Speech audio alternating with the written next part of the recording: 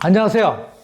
귀사람입니다. 귀를 사랑하는 남자, 귀한 사람을 사랑하는 남자입니다. 오늘 모신 분은요, 정말 귀를 사랑하시는 분입니다. 그리고 또 귀한 사람도시고요. 특히 여러분들 소유증이라고 들어보는지 모르겠습니다. 왜냐하면 태어날 때부터 선천적으로 귀가 없이 태어나는 분들이 있습니다. 귀 구멍마저도 없는 분들이 있어요. 근데 그런 분들은 이런 미간상으로도 안 좋지만 또 소리를 못 듣습니다. 그래서 굉장히 어려움을 많이 겪고요. 우리나라에서는 한 10,000명 중에 1명꼴이 나온다고 하는데요. 그래서 우리나라에서 거의 유일하게 수술을 제일 많이 하시는 분입니다. 그래서 삼성병원의 이비인후과 교수님도 있고 전 이비인후과학회 이사장입니다. 우리 조한성 교수님 모셨습니다. 네, 안녕하세요. 네, 안녕하십니까. 네. 이렇게 귀한 시간 내서 감사합니다. 초대해 주셔서 감사합니다. 네. 이렇게, 근데 조한성 교수님 보니까요, 귀가 잘생기셨나요? 좀 귀가 좀 큽니다. 그쵸? 어릴 적부터 귀가 커가지고 날아다닐 거라고 그랬습니다. 그래서 또 이비인후과하고 인연이 된 거 아니세요? 뭐 그런 게 없다고 할 수는 없죠. 네. 그렇죠. 네. 네. 그래서 특히 이제 지금 아까도 말씀드렸지만은 소유증이라는 걸 잘 모르거든요. 그래서 소유증이 어떤 건가요? 그것도 좀 말씀해 주시겠어요? 네. 그러니까 소유증은 그러니까 그 말 그대로 귀가 작다는 건데 네. 이게 이제 그 태아가 이제 발생 과정에서 어떤 그쪽에 이제 귀 모양 그러니까 바깥귀, 그러니까 외이와 중이를 만드는 그 부분이 발달이 딱 멈추면서, 그래서 속귀는 만들어졌지만, 내이는 만들어졌지만, 이 중이와 외이가 만들어지지 않아서 생기는 이제 선천성 기형입니다. 그래서 결과적으로 보면 귀 모양이 이제 많이 작고, 또 어떤 그러니까 그 일반적으로 있는 부분들이 없고, 귓구멍 형성이 안 돼 있는 그런 선천성 질환입니다. 그럼 이제 또 태어났을 때 그렇게 이제 선천성으로 된 경우 병원에는 언제 데려가야 되나요? 그러니까 아이들 그러니까 태어나자마자, 그러니까 애가 태어나자마자 부모님들은 이제 손가락 숫자도 세보고 뭐 발가락 숫자도 세보고 하시지 않습니까? 네네네. 굉장히 쉽게 이제 그 기형을 발견할 수 있는 이제 그런 상태이고요. 이제 얼마나 놀라시겠어요. 한쪽 귀가 이렇게 너무 작고 귓구멍도 없고 걱정도 많이 되시고 그럴 텐데, 일단 그래서 요새는 그냥 또 신생아 난청 검사도 하기 때문에 또 난청 검사도 당연히 걸리죠. 그래서 바로 이제 그런 거 파악하자마자 뭐 산부인과 거쳐가지고 이렇게 이비인후과로 오시는데, 오셔가지고 처음엔 특별히 할 건 없습니다. 하지만 그러니까 이제 검사에 대해서 말씀드리면은요. 네. 한쪽 귀가, 그러니까 그 소위증은 대개는 한쪽입니다. 일직성입니다. 양측성인 경우는 한 30%밖에 안 되고요. 70%는 일직성인데 반대쪽이 정상이거든요. 그래서 처음에 저희가 가장 신경 써서 확인하는 것은 이 소외증 있는 귀는 이제 아무래도 청력이 많이 떨어질 것이고, 반대쪽 귀가 정상적으로 잘 듣는지를 확인하는 것이 가장 중요합니다. 만약 한쪽 귀가 잘 들리면은 네. 그다음에 그 아이는 어느 정도 성장할 때까지 이제 그 굉장히 중요한 시기를 겪는데, 말도 정상적으로 잘 배우고 학습도 정상적으로 할 수 있고, 그래서 하여튼 크게 사회적으로 문제가 안 되는 그런 상태입니다. 한쪽 청력만 가지고요. 서두를 필요가 없다는 거네요, 그렇게. 그러니까 일단 안심하시라는 거죠.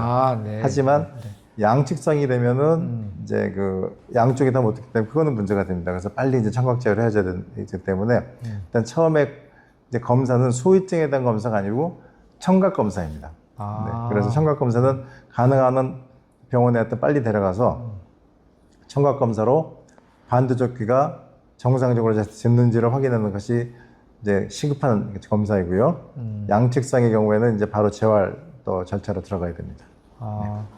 근데 이제 되게 수술을 가능하면 빨리 하라 그랬었잖아요. 네. 근데 그 나이가 기준이 있나요? 몇 세? 네.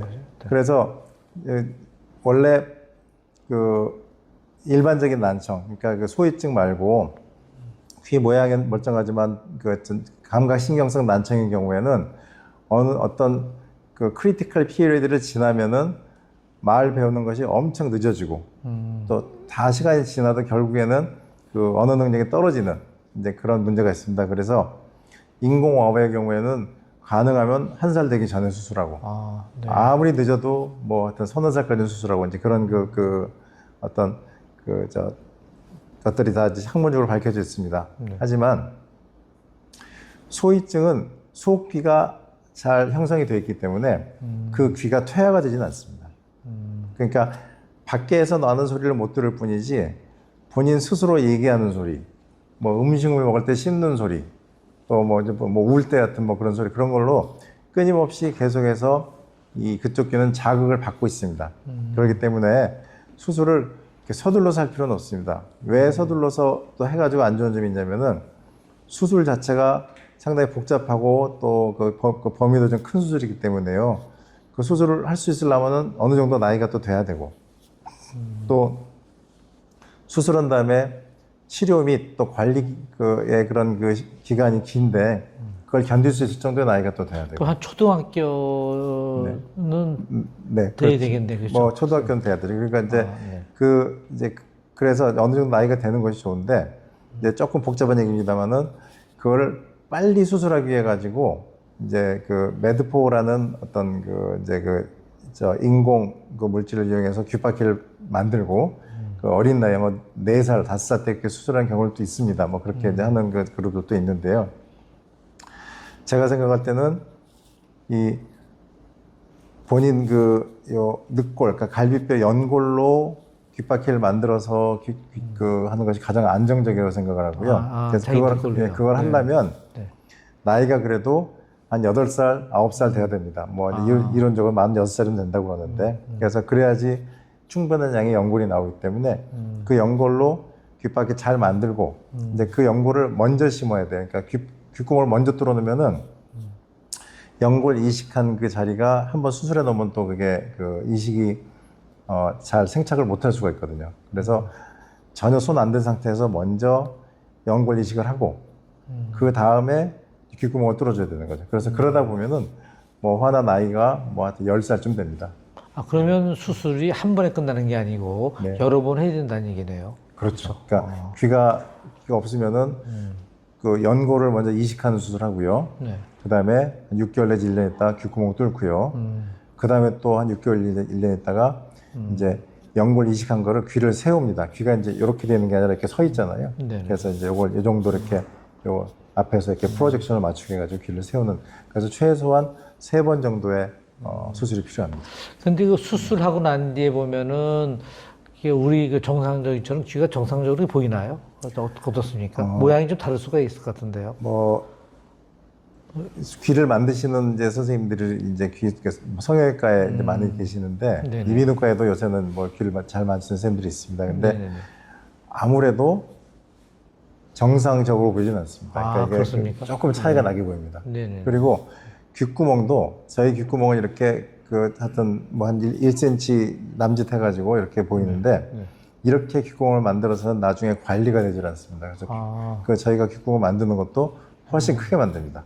그래서 안에 그 공간도 크게 만들고요. 그래서 외관성으로 보면은 이게 정상과는 조금 차이가 나게 보일 수밖에 없는데 하지만 그 귓바퀴를 만들고 또 만드는 과정, 귓바퀴에서 또 귓구멍을 만드는 과정에서 그 환아가 느끼는 자기 스스로 자아상에 대한 어떤 그 향상은 다 이게 또 증명이 되어 있습니다. 그래서 귓바퀴가 없던 게 생기고 없던 귓구멍이 생기는 것에 대해서 하여튼 미용적으로 심리적으로 확실히 도움이 되는 것은 확실합니다. 그러니까 안경 같은 것도 낄 수가 있겠네요. 그렇죠. 뭐 그 전에도 뭐 근데 안경 끼려면 힘들죠 사실은 이게 걸리지 않으니까요. 근데 수술 다 하고 나면 안경을 이제 걸 수 있죠. 그래서 뭐 선천적으로 그래서 이제 소유증이 이제 생겨서 태어나면 되게 이제 뭐 소유증이라고 하면 귀가 없거나 또 귀가 작은 경우도 그 소유증이라고 하는 거죠. 그리고 이제 귀곰이 없는 경우 그런 경우 이제 앞으로 걱정을 할 필요 없겠네요. 그것 때문에요. 그렇죠. 이제는 걱정이 어떻게 안 되시겠어요. 이제 그래도 이제 해결할 수 있는 건 있잖아요. 교수님을 배우면 되지 않아요? 그걸 해결해 주실 것 같은데. 하여튼 제가 그러니까 근심스러운 마음을 어떤 네. 뭐 위로해드리고 네. 앞으로 이제 어떤 과정을 거칠 거라는 거를 네. 자세하게 말씀드릴 수 있습니다. 아무래도 이제 그런 얘기를 듣고 나시면은 네. 네. 이게 하여튼 현재 존재하고 있는 방법 중에서 어떤 것이 최선이라는 걸 알 수 있기 때문에 뭐 훨씬 마음이 편하게 되지 않을까 그렇게 생각을 하고 있습니다. 심리적으로도 이게 보기가 안 좋지만은 참 난청 때문에 더 어려움을 겪겠네요. 그렇죠? 네, 난청도 뭐 중요한 부분이죠. 소위층에서요. 네. 그래서 제가 보기에는 그렇게 소위증이 드문 병이지만요. 그래도 이게 난청이 연관돼 있고 또 이렇게 거의 유일하게 이제 수술을 많이 하고 계신데요. 한 50명 정도 하신다고 그러셨죠? 뭐 1년에 하여튼 뭐 이제 요새는 이제 그 병원 사태 때문에 조금 네. 수술 숫자가 줄긴 합니다만은 네네. 어쨌든 뭐 1년에 40명, 50명 정도 수술하고 그러면 진짜 만 명에 한 명이면은 5천만 명인데요. 그러니까 거의 그 소위증 환자들은 이제 교수님이 이렇게 돌봐주는 것 같은데요. 하여튼 그게 모셔서 정말 그 고맙고요, 감사하고요. 네, 네. 특히 또 이렇게 귀 쪽에 암 환자들 있잖아요. 튜머라고 그러죠. 네, 네. 그래서 그런 암 종양도 수술을 하시는데 이렇게 드문데 아직도 그런 수술이 많은가요? 귀 종양에 있는 그러면 분들도요? 또 그러니까 암이라고 그러는 건 이제 악성 종양인데요. 네네. 악성 종양이 1년에 10만 명당 한 명씩 생깁니다. 그렇고요. 그래요? 네, 그러니까 그럼 소위증보다는 덜하네요. 그렇죠? 그래도 1년에 따지면 일년에. 네. 그래서 또 많이 생기시는 거죠. 네. 그래서 이제 그분들에 대한 이제 뭐 그분들은 이제 가능하면 수술해서 많이 제거를 하고 그다음에 네. 다른 뭐 방사선 치료든지 그런 네. 치료가 필요하기 때문에 하여튼 그러니까 뭐 아무리 그 병원의 그 사정이 어떻든 간에 그런 분들은 또 제가 열심히 수술하고 있습니다. 어제 그렇지 않아도 제가 전화를 드렸는데요. 한 8시 반께 전화 드렸는데 간호원이 전화를 받더라고요. 그러더니 수술 중이시래. 그래서 네, 야, 지금 8시 반인데 수술하시나 그랬거든요. 좀 복잡한 암 네. 수술이 있었습니다. 하여튼 그렇게 해서 정말 암을 극복시키고 또 소위증 또 이런 그 악성암 귀 쪽이나 암 환자들을 그렇게 낫게 해주시고 하는데 정말 감사합니다. 아이고, 무슨 말씀. 정말 귀한 사람이십니다. 또 귀를 사랑하고요. 예, 감사합니다. 그래서 네. 앞으로도 귀를 많이 사랑해 주시고 네. 또 귀한 사람이 되시고 네. 그랬으면 좋겠습니다. 네. 오늘 아주 소유증에 대해서 시원하게 들었었는데요. 그래서 소유증이 있더라도 걱정하지 말고 또 예를 들어서 그 어려움을 극복할 수 있으니까 다른 끈기가 있어야 되겠네요. 그렇죠? 네. 오랜 과정을 거쳐서 이제 또 그 치료를 마치게 되는 거죠. 네, 알았습니다. 오늘은 이제 아주 드문 소위증에 대해서 얘기했는데요. 특히 또 난청까지 유발을 하고요. 심리적으로도 이제 아주 보기에 싫었지만 그거를 이제 수술을 잘하고 하면 아주 거의 정상적으로 된다고 합니다. 오늘 소위증에 대해서 이렇게 열심히 아주 멋있게 강의해 주신 우리 귀를 사랑하는 남자, 귀한 사람을 사랑하는 남자, 귀사람 심상동과 조양선 교수님이었습니다. 네, 감사합니다. 감사합니다.